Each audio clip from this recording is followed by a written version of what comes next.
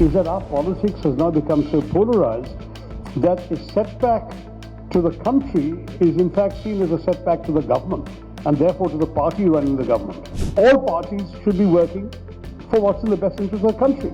So when these guys who are not our party do something that's for the country, let's acknowledge it and praise it.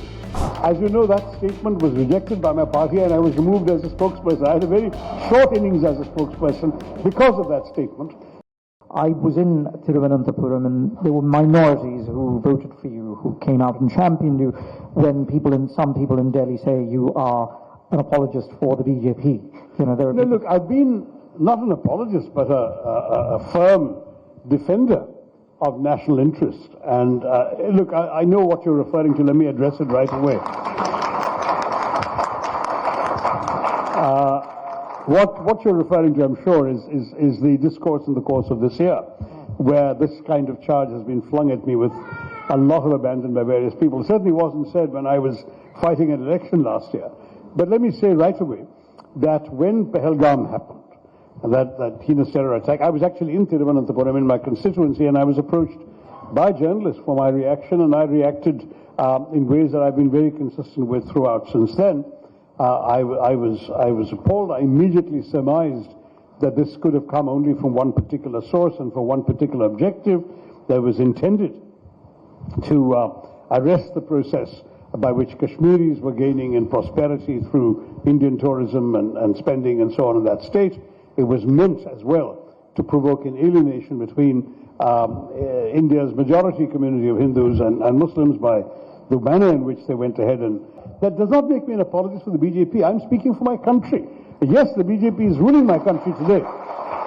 But if there had been a non-BJP government, let's say a Congress government, and I had advocated exactly this course of action, and the government had followed it, would you want me to suddenly take another line? No.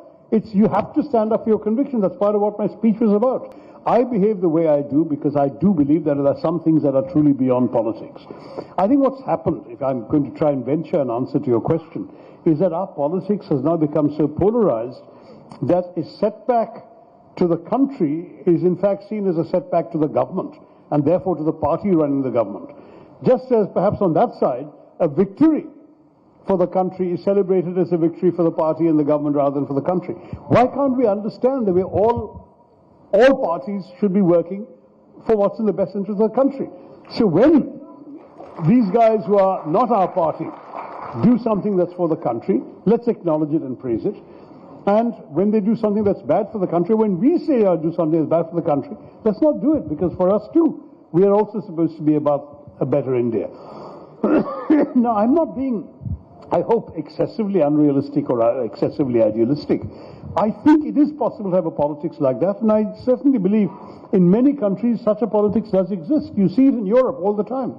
What is amazing, we've just seen again in Germany, where you have the Christian Democrats and Social Democrats fighting each other tooth and nail in the election, and after the election, because of their proportional representation system, these two big opposing parties form a coalition together.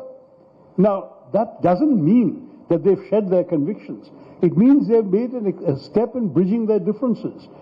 I would like to see India also having a politics that is capable of bridging differences, rather than only demonizing each other. Some of you may remember in 2014, when Mr. Modi knocked our government off with a pretty bad defeat and came to power. I said, some might think unwisely, but this is my conviction, I said that even though we oppose Mr. Modi, we have to show respect for the democratic opinion of the electorate and accept that he has won the confidence of the people, and therefore we should give him the opportunity to live up to what he has promised the people and judge him by that yardstick. As you know, that statement was rejected by my party and I was removed as a spokesperson. I had a very short innings as a spokesperson because of that statement. But again, I genuinely believe that was the right thing to do. And as I explained to my critics in the party,